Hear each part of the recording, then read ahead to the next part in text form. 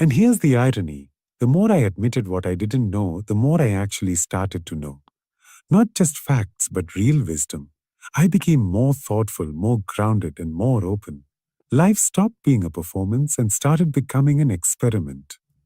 That mindset of staying a student no matter how old I get started right around 20, and I'm grateful every day that I let go of pretending. I started reading, not for grades, but for growth expanded. For most of my life, reading was a chore, a checkbox on an academic to-do list, a way to score marks, finish assignments, or memorize facts for an exam I'd forget the next week. Books were functional. And think more. I saw reading as something I had to do, never something I chose to do. And because of that, I missed out on the real power of books for years. Until something changed, something small but profound. It started with a book I picked up by accident at a second-hand bookstore. I wasn't looking for inspiration. I wasn't even looking for a book. I was just killing time. But the cover caught my eye. The title sounded interesting, and I figured, why not? That book didn't just entertain me. It hit me like a mirror. For the first time, I saw my thoughts reflected in someone else's words. I saw my confusion articulated in clear, bold sentences. It was a strange feeling, liberating and uncomfortable at the same time. That's when I realized there's a difference between reading to pass time and reading to understand time, your life, your thoughts. Books are not just stories or information. They are tools for self-reflection. They are ways to tap into the minds of people you'll never meet, across places you'll never visit, and times you'll never live in. That idea fascinated me. It still does. When I read, I'm not just learning something new, I'm becoming someone new. I started building a small reading habit. 10 pages a day. That's it. No pressure, no goals, no tracking apps. Just me and the book. Some days I read more. Some days I forgot. But over time, those pages started adding up, not just in numbers, but in impact. I found myself thinking differently, responding instead of reacting, asking better questions. My worldview was stretching beyond my college, my city, my comfort zone. The most surprising thing, the books that helped me the most weren't always related to my academics. Some were about psychology, others about money, habits, spirituality, creativity, relationships. Each one added a new dimension to my thinking. It's like building a mental toolkit. One book gives you a wrench, another gives you a screwdriver, another gives you a map. Over time, you're just more equipped to deal with life. What also changed was how I saw intelligence. I used to think smart people were born that way. Now I know smart people read. They expose themselves to new ideas regularly. They don't rely on experience alone. They supplement it with wisdom collected across centuries. When I started reading consistently, I wasn't becoming smarter overnight, but I was becoming less ignorant there. And that made a difference in how I showed up in the world. Reading also taught me patience. In a world of short-form everything, tweets, reels, instant opinions, books forced me to slow down. To sit with an idea for a while, to wrestle with it, to reread, to not get distracted. That practice of focused attention spilled over into other parts of my life. I became more present in conversations, more observant, more self-aware. And all of that started with something as simple as flipping pages. Eventually, I stopped seeing books as entertainment or escape. They became conversations. Some comforted me, some challenged me, some annoyed me, but they all gave me something. And in a world that's always trying to tell you what to think, books quietly ask, what do you think? That to me is the beginning of growth. And that journey started when I finally stopped reading for grades and started reading for me. I built a habit of writing things down, expanded. At 20, my mind felt like an open browser with 37 tabs, half of them frozen, some playing music I couldn't find, and none of them organized. I'd go through entire days feeling busy, but accomplishing nothing. My thoughts were scattered. I was overwhelmed. I thought that was just how life worked, until I did something surprisingly simple. I started writing things down. Not for anyone else, not for grades or social media, just for myself. The first time I tried journaling, I was skeptical. I thought journaling was either too emotional or too structured, either a teenage diary or a productivity hack. But I gave it a shot anyway. I took a cheap notebook and just started writing whatever was on my mind. My to-do list, my stress, random ideas, questions I couldn't answer. It was messy, unfiltered, and private. But when I looked at what I had written, I felt lighter. Like I had taken the chaos out of my head and placed it on paper. Over time, this turned into a habit. Not a rigid routine, but a flexible one. Some days I filled pages. But the point wasn't how much I wrote. It was that I wrote. Thoughts that used to keep me up at night now had a place to go. Worries that felt huge became manageable when I saw them on a page. Writing gave me distance. It gave me perspective. I could finally see what was real and what was just noise. More than just journaling, I started writing things down throughout my day. If I had a new idea, I noted it. If I made a mistake, I reflected on it. If I heard a quote that hit me hard, I saved it. My phone became a portable notebook, my planner an anchor. I realized we underestimate the power of externalizing our thoughts. When you write things down, you don't just record your mind, you organize it. You start to see patterns. You start to understand yourself. One unexpected benefit of writing was clarity. When you're forced to put vague thoughts into words, you confront the reality. For example, if I wrote, "I'm feeling anxious," I couldn't stop there. I had to ask, why? About what? What can I control? Writing became a form of thinking. The act of putting pen to paper or fingers to keyboard made me more honest with myself.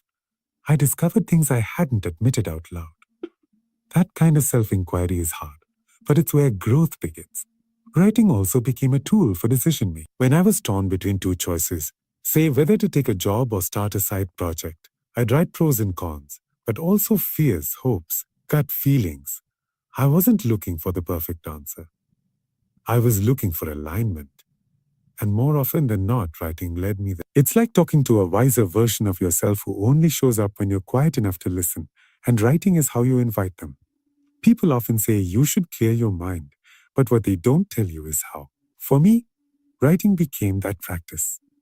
A way to declutter my mental space, to slow down my racing brain, to make room for what really matters. And the best part, it costs nothing. No app, no course, just honesty, time, and a willingness to pause. In a world addicted to speed, writing helped me become someone who values depth. I didn't become a poet or a published author. That was never the goal. But I did become someone who could understand himself better, someone who didn't let emotions run wild or let thoughts stay unspoken. And it all started with the decision to do something small, quietly, every day, write things down. I stopped chasing a cool and started chasing useful. Expanded at 20, I cared way too much about looking cool. And I don't mean wearing sunglasses indoors or pulling off some trend I didn't even understand. I mean the deeper kind of a cool, the image, the social validation, the need to be seen in the right places, with the right people, doing the right things, even if none of it meant anything to me. I said yes to things I wasn't interested in, just so I wouldn't feel left out. I wore masks that didn't belong to me, and I thought fitting in was the same thing as belonging. It wasn't. The chase for cool is sneaky. It disguises itself as ambition. It looks like networking, style, popularity, charisma, all things the world celebrates. But deep down, it's a game of external approval. And I didn't realize I was playing it until I started to feel exhausted. No matter how many events I attended, how many people I tried to impress, I still felt empty. That's when I asked myself a brutally honest question. Who am I doing this for? The answer made me pause because it wasn't me. At some point, I started looking at people I admired, and I noticed something interesting. They didn't always seem cool, but they were undeniably useful.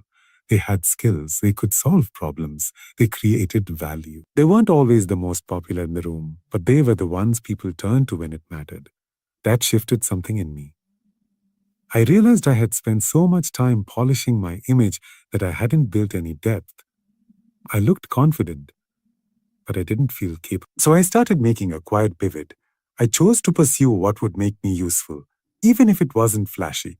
I spent time learning Excel while my friends were perfecting party playlists.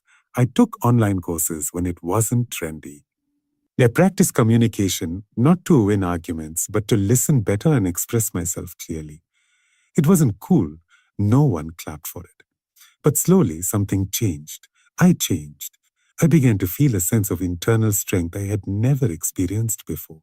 It was tough in the beginning. Saying no to a cooler often means being misunderstood. You lose out on certain circles. People question your choices. Some even laugh. But I realized something important. The opinions that come from people you are trying to impress are the most fragile. They'll drop you the moment you stop being entertaining. But when you become useful, really useful, the world finds ways to invite you back. This time with respect instead of performance. Being useful meant I had to stop thinking about how things looked and start thinking about what things did. Was I building habits that would help me 10 years from now? Was I learning skills that would hold value no matter the trend? Was I becoming someone people could rely on? Not for hype, but for help? These questions replaced the shallow ones, and they gave me direction when everything else felt noisy. Over time, usefulness brought its own kind of confidence. A quiet, grounded kind, not the loud, flashy type that needs validation every 5 minutes. I didn't need to be invited to every hangout or be tagged in every story. I had my own story. I was doing things that mattered to me. And that shift, from external to internal motivation, gave me a kind of peace I had never known before. Looking back, I'm glad I made that trade. I gave up being cool, and in return, I got something far more lasting. Competence, confidence, and clarity. I started building a life that worked behind the scenes, not just one that looked good on the screen. And that changed everything. I became comfortable being alone, expanded at 20.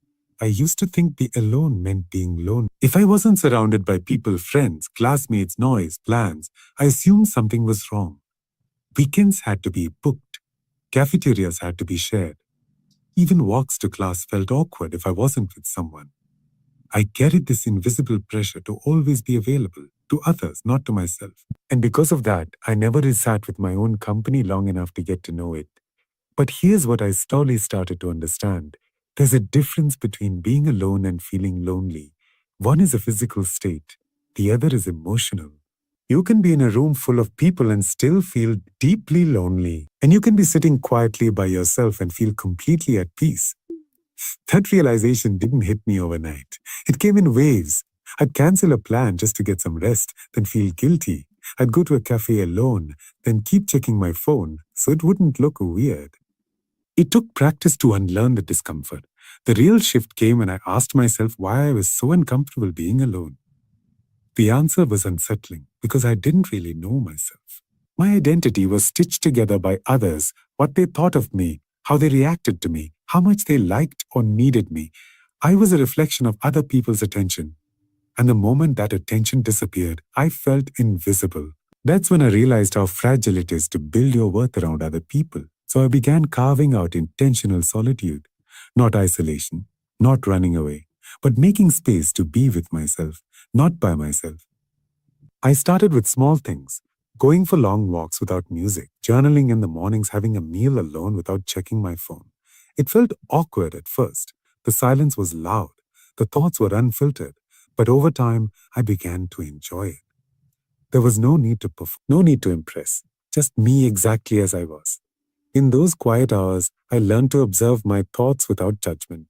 I got to know my patterns, my triggers, my strengths, and insecurities. I noticed what energized me and what drained me. I realized how much noise I had let into my life simply because I was afraid of what silence might reveal. But silence, I discovered, isn't empty. It's full of answers, if you're willing to listen. Being alone also gave me clarity. Without the constant background noise of other people's opinions, I could hear my own voice more clearly. Decisions became easier, values became sharp. I wasn't swayed as easily by trends or pressure because I had a stronger sense of what mattered to me. And with that clarity came confidence, not the loud kind, but the quiet kind that doesn't need to prove anything. Ironically, learning to be alone made my relationships better. When you're comfortable with yourself, you don't expect others to complete you or constantly validate you. You stop being needy. You start being intentional. You choose people because you want them, not because you need them. And that difference changes everything, from how you build friendships to how you set boundaries. Today, I cherish solitude the way I once craved social plans. Not because I'm avoiding people, but because I finally value my own company. I became my own safe space. And that shift, learning to be with myself without distraction or discomfort, was one of the most liberating things I ever did.